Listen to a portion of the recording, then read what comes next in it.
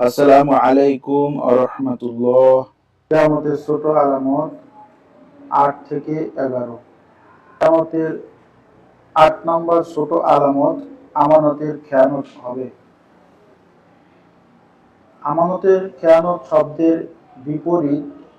আমানতের হেফাজত ইসলামের একটি গুরুত্বপূর্ণ দিক। আমানতের খেয়ানত করা মুনাফিকের লক্ষণ। আখেরি জমানায় আমানতের খেয়ানত ব্যাপকভাবে দেখা দিবে।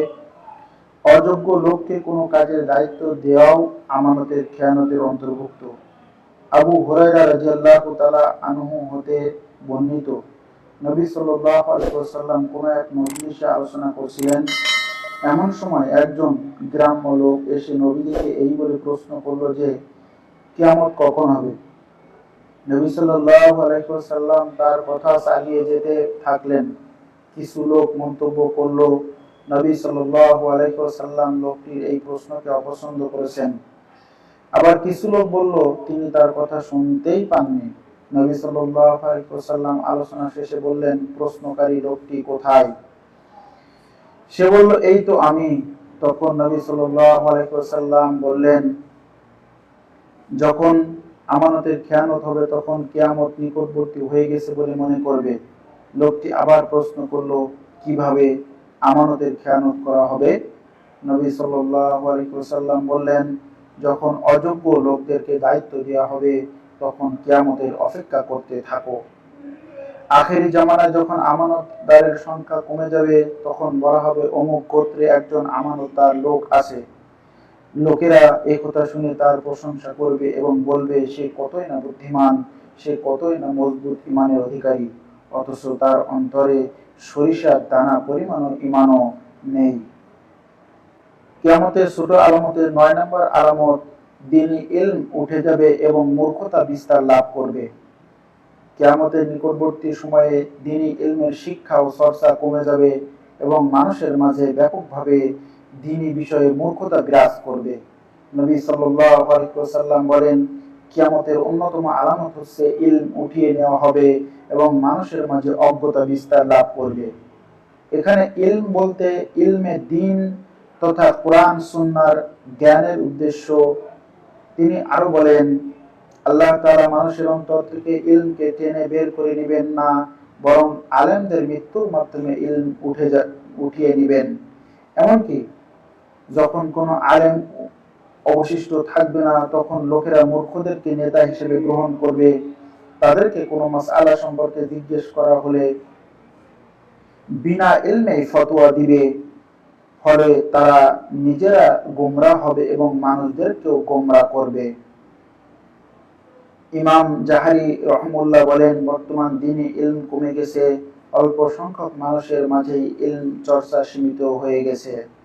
সময় অতিবাহিত হওয়ার সাথে সাথে ইলমের আরো কমতি হবে এবং রাসূল সাল্লাল্লাহু আলাইহি ওয়াসাল্লামের বাণী সম্পূর্ণরূপে বাস্তবায়িত হবে। ইমাম যাহাবীর জামানায় যদি এই অবস্থা হয়ে থাকে তাহলে বর্তমান কালের অবস্থা কেমন হতে পারে তা আমরা সহজেই উপলব্ধি করতে পারি। বর্তমানে ইলমে দ্বীনের চর্চা কমে গেছে, কোরআন সুন্নাহর আলেমের সংখ্যা খুবই নগণ্য, যার ফলে শিরক বিদআতের অধিকাংশ মুসলিম সমাজ পরিপূর্ণ হয়ে গেছে। মোট কথা, কিয়ামতের এই আলামতটি অনেক আগেই প্রকাশিত হয়েছে এবং নবী সাল্লাল্লাহু আলাইহি ওয়াসাল্লাম এর বাণী সত্য বলে প্রমাণিত হয়েছে। কিয়ামতের ১০ নম্বর ছোট আলামত, অন্যায়ভাবে জুলুম নির্যাতনকারীর সংখ্যা বৃদ্ধি পাবে। নবী সাল্লাল্লাহু আলাইহি ওয়াসাল্লাম বলেন, আখিরি জামানায় এই উম্মতের মধ্যে একদল লোক আসবে যাদের হাতে গরুর লেজের মতো লাঠি থাকবে। তারা আল্লাহর অসন্তুষ্টি নিয়ে সকালবেলা ঘর থেকে বের হবে এবং আল্লাহর ক্রোধ নিয়ে বিকালবেলা ঘরে ফিরবে। বর্তমানে আমরা যদি ইসলামী অঞ্চলগুলোর দিকে দৃষ্টি দেই তবে দেখতে পাবো নবী সাল্লাল্লাহু আলাইহি ওয়াসাল্লামের বাণীটি বাস্তবে রূপান্তরিত হয়েছে। অনেক ক্ষেত্রে দেখতে পাওয়া যায় যে সরকারি কর্মকর্তা ও কর্মচারীরা অন্যায়ভাবে জনগণের উপর জুলুম নির্যাতন করে থাকে। প্রায়ই সংবাদপত্র ও প্রচার মাধ্যমে জনগণের উপর পুলিশের বেধড় লাঠিচার্জের সংবাদ পাওয়া যায়। কিয়ামতের ১১ নম্বর ছোট আলামত, জেনা ব্যভিচার বৃদ্ধি পাবে। আল্লাহ তাআলা এবং তদীয় রাসূল সাল্লাল্লাহু আলাইহি ওয়াসাল্লাম ব্যভিচার হারাম করেছেন। ইহা হারাম হওয়া অতি সুস্পষ্ট বিষয়। এমন কোন মুসলিম নারী পুরুষ পাওয়া যাবে না যে ব্যভিচার হারাম হওয়া সম্পর্কে অবগত নয়।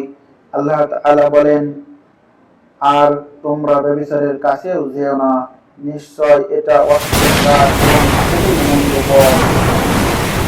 সূরা বনী ইসরাঈল ৩২ নম্বর আয়াতে।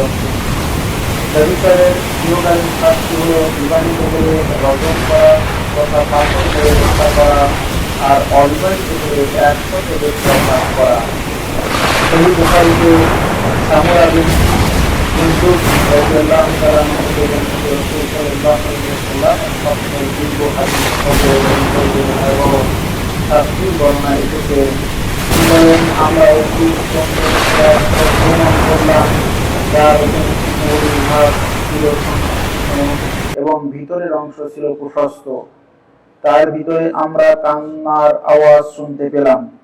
দেখতে পেলাম তাতে রয়েছে কতগুলো উলঙ্গ নারী পুরুষ। তাদের নিচের দিক থেকে আগুন প্রজ্বলিত করা হচ্ছে। অগ্নিশিখা প্রজ্বলিত হওয়ার সাথে সাথে তারা উচ্চ স্বরে চিৎকার করছে। রাসূল সাল্লাল্লাহু আলাইহি ওয়াসাল্লাম কারণ জানতে চাইলে ফেরেশতাদ্বয় বললেন, এরা হলো আপনার উম্মতের ব্যভিচারী নারী পুরুষ। কিয়ামতের পূর্বে উম্মতে মুহাম্মাদীর মধ্যে এই পাপের কাজটি ব্যাপকভাবে ছড়িয়ে পড়বে।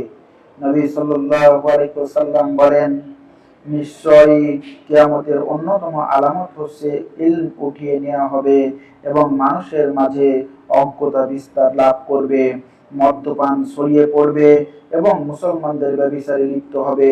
তিনি আরো বলেন, আমার উম্মতের একটি দল জেনাকে হালাল মনে করবে। নাউজুবিল্লাহ। আখিরি জামানায় ভালো লোকগণ চলে যাওয়ার পর শুধুমাত্র দুষ্ট লোকেরা অবশিষ্ট থাকবে। তারা প্রকাশ্য দিবালোকে মানুষের সামনে গাধার ন্যায় ব্যভিচারে লিপ্ত হবে। তাদের উপরে কিয়ামত প্রতিষ্ঠিত হবে। ইমাম কুরতুবী বলেন, এই হাদিসে নবুয়াতের অন্যতম প্রমাণ রয়েছে, কারণ তার ভবিষ্যৎবাণী বাস্তবে পরিণত হয়েছে। আমাদের জামানায় প্রকাশ্য ব্যভিচার সংঘটিত হচ্ছে। কিয়ামতের এই আলামতটি বর্তমান মুসলিম সমাজেও ব্যাপকভাবে দেখা দিয়েছে, যা বিস্তারিত বলার অপেক্ষা রাখে না।